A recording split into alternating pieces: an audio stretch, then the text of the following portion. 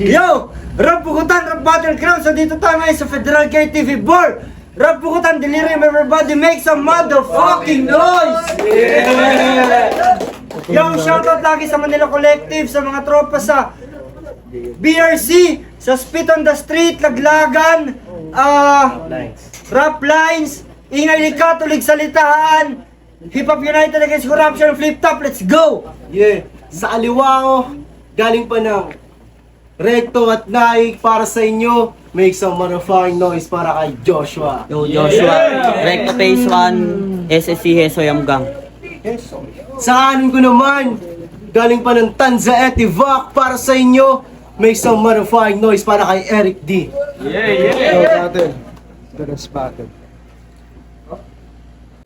Yung nag-usap na sila, mauna daw si Eric D. Round 1 Eric D, pakinggan. Yeah!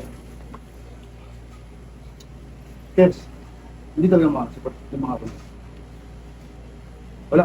Yung mga pulis. Diyos.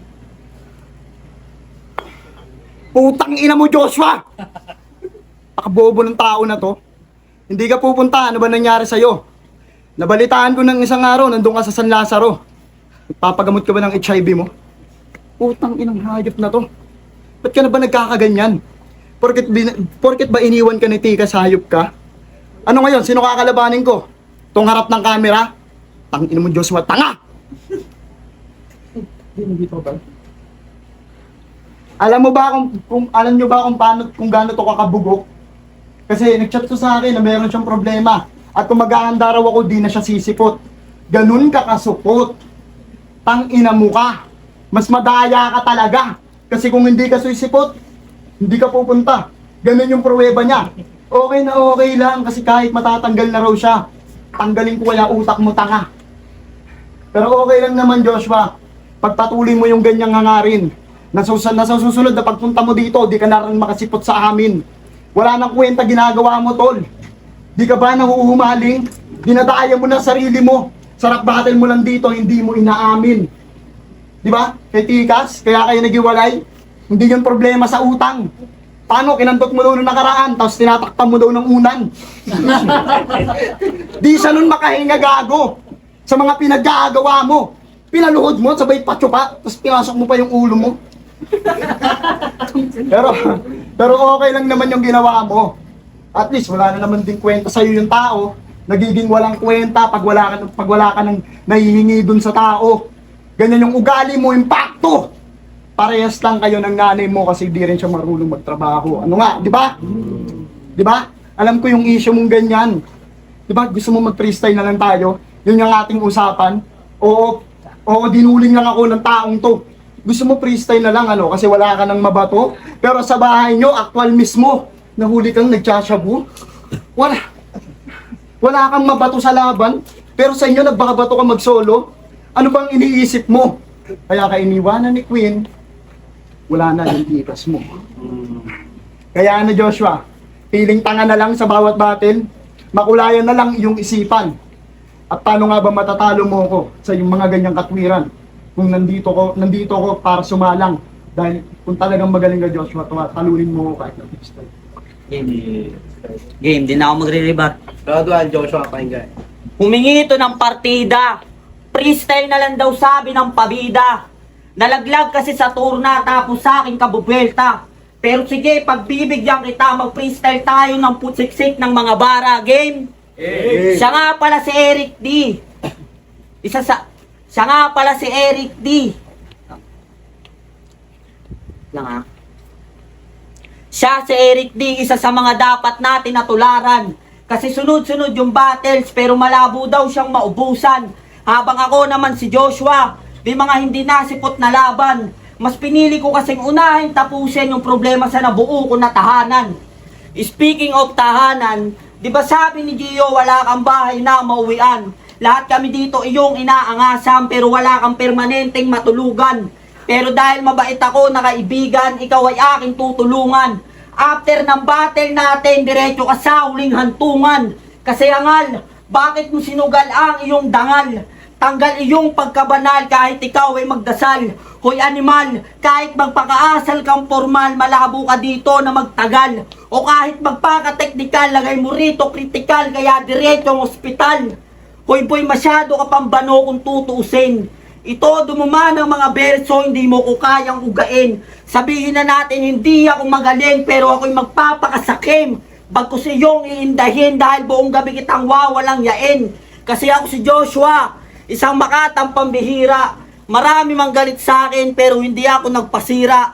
Puro talo nung nakaraan, ginawa ko yon na gasolina. Pinilit kong ayusin ang sarili para hindi manatili na mahina. Round 2, Eric D. Pakinggan. Bobo ka. Binaligtad mo na naman yung usapan. Di ba ikaw pumilit nitong laban? Nagawin na lang nating scripted. Freestyle na lang para wala na rin usapan. Kung talaga to. Totoo naman talaga yung aking mga binabato. Di ba pinilit mo yung laban na maging freestyle na lamang? Kasi di ka makakasipot sa dito at pares tayong mababan. Kahit tanong mo yung kay Chaos, kapag di ka sumipot nun, antimano, ban ka dito. Yung mukha mo, di ka naman negrito. Pero seryoso pare, yung mga pinag-usapan natin, ba't mo wina lang yan na lang yun? Napakahayop mo sa usapan. Nananatili kang gahaman dahil inispit mo pa rin yung sulat mo tapos sumugal ako sa naturing natin na usapan. Ano? Yung kay Tigas, di totoo? Kaya ka iniwanan? O gusto mo i-reveal ko sa cameraman? Para ating mapag-usapan, game? Game! Kaya siya iniwanan, inutangan mo siya ng pera. Tapos pinansugal mo, di ba? Tapos di mo na siya binayaran. Nawala pagka-animal mong puta. Kaya ngayon si Tigas, nasa na? Iniwan na rin siya ng tinuturing niyang pamilya. Matapos kang pautangin ng pera. Mas mauta ka pa, sugapa. Hindi ka pwede nararapat dito kahit anong ating pag-usapan. Ano, nagagalit ka? Dahil seryoso aking mga mensahe. Gago, di ko sasabihin niya kung tumupad ka ngayon sa usapan natin, ba't ka nagsulat pare? Ang ina mo, totoo yun. Nag-chat mismo sa akin si Tikas. Nailabas ko doon ang personal na info. Pero okay lang naman Tikas, nasabi ko na dito, next time battle na lang tayo. Ayaw mo na ba ng kaganapan?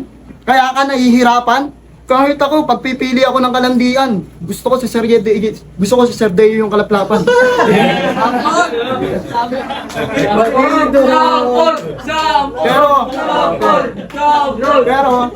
Pero gusto nyo literal, kahit di na magpa-essay, boss, kung gusto mo akong makalaplapan, di ka na magbabayad ng 10K.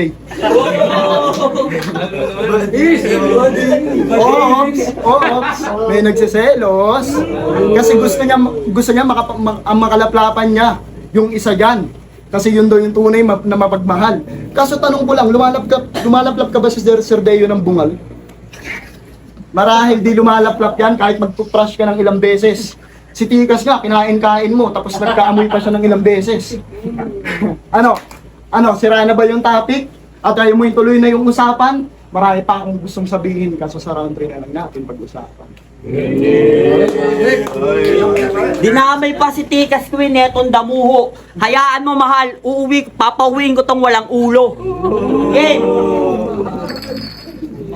Ngayong round 2, kung inaakala mong mag-freestyle ako, fuck you! Pag ako nagseryoso, what you gonna do? Motos MC ka lang, pero you're not the highest value. Pero okay na rin, para yung credit times 2 out 2. Tinalo ka ni Haring Alas, tang ina mo mangmang. Nabasa ko sa comment, 6th street daw yung forma, pero wordplay badang. Kaya chaos naman. Bakit ito pa napili nyong iharang? Gantong-ganto itsura ni Nadroge bago siya mabarang. Pero sino nga ba si Eric D? Yan ay atin talakayin.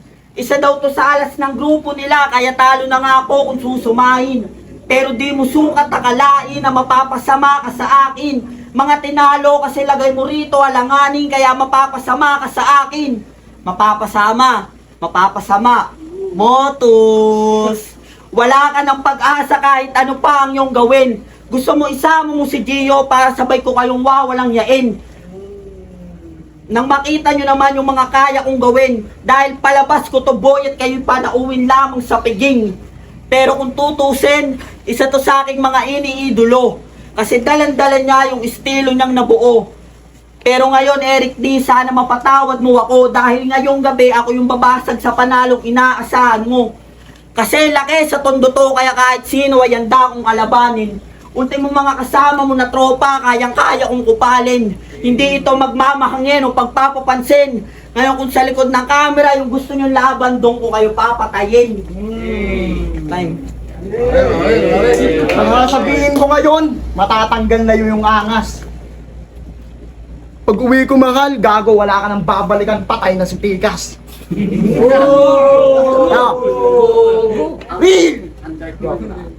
Ngayon, ngayon pag-usapan natin yung nadudulot mo ditong cancer. Di ka na sumisipot sa kada battle. Wala kang pinapakitang bago. Ano pang aasahan namin? Paulit-ulit na lang yung ginagawa mo, dinudukdok mo lang sa ilalim. Ano nga bang ginawa mo ditong maangas? Alin, yung hindi ka sumipot? Ang ina mo kahit sinong kayang gawin yun, basta yung estilo ay supot.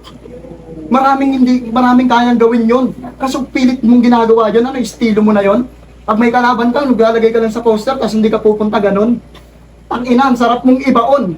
Kasama si Tikas sa Ataol, tapos painumin kayo nun sa butika, kahit anong isipin nun, magkakasama rin kayo ni Tikas, kaso nga lang dun sa Ataol. Pero paano nga ba? Pero paano nga ba natin masasabi kung kupal kang lalaki? Kasi si Tikas iniiwanan niya nang walang pagkain hating gabi. Di ba? Di ba iniiwanan mo yon hanggang magutom? Sinasabihan niya, Makal, magbigti ka na lang, wala akong pasalubong. Harap-harapan mo sila, sabi Tikas, yung pagmamahal ko sa iyo ay tunay. Kaso mamamatay tayo sa gutom, uwi pa ako sa bahay. Kapag kumakain ka, mag-isa ka lang. Tapos si Tigas, di mo binibigyan. Sinasamahan mo pamilya mo, pero wala kang pamilya dun sa tahanan. Sino nga bang pagpipilian? O karumal-dumal nga bang pangutugalian? Dahil kung parehas na lang sila ni Tigas, wala na rin mahal yan sa lipunan. Kaya ngayong gabi, inaasahan mong panalo, lunukin mo yung tanga. Wala akong pakialam sa'yo kahit manalo ka pa. Dahil sa San Lazaro, di ba? Na-hospital ka na. Pues ito na rin yung last battle mo kasi bukas mamamatay ka na. The last battle sa'yo yun! Hindi sa akin yung tanga! Kahit sino pare, alam mong hindi uubra, mapa-freestyle man ulitin, alam mong wala ding kakasan, niluto lang ako nung nakaraan, kaya siya yung umabante talaga. Aray mo. Aray ko. Alam niya ni Makoy, alam din niya ni Chaos. Di ba niluto ako? Na pinagtulong-tulungan nyo, bulong-bulungan dito, isa ka sa mga nagsasabi sa urado na, ito, ibuto mo. Habang kinakapa mo, buto mo, dahil papauwi na dun sa inyo. Inaasahan mong panalo ngayong gabi, sige pare, kuhain mo. Basta ako kuhain kung panalo pag tinira kong misis mo. Niluto daw yung laban, sabi ng panalo. Tangina mo, wala ako nung laban nyo. Nagtatrabaho ako, deliver, Green Cross. Kasi may maayos akong trabaho, may pamilyang binubuhay. Hindi ako kagaya mo na umaasa lang sa nanay. Gang. Sa totoo lang, hindi dapat to yung aking kalaban pero nandyan na yan. Tindihan ko daw yung sulat at akin siyang paghandaan. Umatras kasi yung isa na takot ata na masumbatan. Tapos ito yung tinapat, Battle MC na kayang talunin sa lahat ng paraan. Under construction nga pala yung grupong kinabibilangan niya. Kaya pala yung mga miyembro ay kakaiba. Si Nicola, sobrang bonjing. Si Senyor, matanda na. Si Eric T, sobrang tanga. Na kahit magtulong-tulong pa kayo, malabo kayong makaisa. Dahil ako'y kakaiba. Galing sa Tondot pinadala. Dito sa Rapugutan para ubusin yung mga tanga. Pero wag kang mag-alala dahil doon ay isa ka kasi madalas nga pala tong mag-flow pero nagchuchok naman sa dulo. Tingin niya matatalo na kalaban niya sa daladala niyang estilo. Tapos ito pa, tinapat mo sa akin, ako yung galing pa sa Tondo. O di ako marunong mag-flow pero kaya kong paagusin yung dugo mo. Saksak sa tagilirang kaliwa man o sa kanang paniguradong iindahin. Pero hindi mo na kita basta-bastang papatayin. Pagbibigyan pa kitang tumawag ng kaibigan para sabay ko kayong pag-uuntugin o pag-aampasin ng baseball bat hanggang sa hindi natutuluyang magising. Kasi unang laban ko to ngayong taon. Tapos ito lang tinapat. Alanganin tagilid kasi nga raw ako'y payat. tinapat sa isang mayaman na tinapat sa isang mayabang na batugan, gago di ka pasapat. At itong sinasabihan yung payat, yung may linyang babakat. Kaya sa susunod kong makakalaban, ikaw ay maganda. Sulitin ang pag-ensayo at itodo mga bara na dala. Sulitin ang pag-ensayo at itodo yung mga bara na dala. Kung ayaw niyong magaya kay Eric D na pinagtripan ko ng malala. Time. Kiss. Yo! Rap pugutan, rap battlegrounds! Joshua versus Eric D. Everybody make some motherfucking noise kung nagustuhan niyo yun! Yo, ang boto ng Rado! 2, 1! Para kay Eric D! Yun, shout out sa Kiss mo na yung HB, 13 Glock, BYG, tapos sa mga Achilles Main, Achilles Soul Chapter, tsaka syempre kay Tigas Queen. Ang bias yun. Kaya kay Joshua talaga yun. Yung bata. Yo, ano? 1 and 2, Eric D na Ay, sorry. 1 and 2, Eric D na X, kay Joshua na X sa dalawang rounds. Sa 3 rounds, tie lang yung rounds nila. Kaya Eric D pa rin ako. Yo, judges! Ay, napakagandang laban nun. Pero kung i-judge ko, ang binoto ko si Joshua round 1 at 3. Tapos props din kay Eric sa panipit ng laban. Bawal ka dito. Yo, last judge.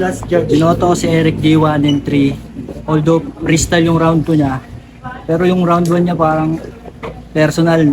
Totoo talaga eh. Tapos yung round 1 ni Joshua parang nirebat niya. Tapos yung round 3 yun, Eric D.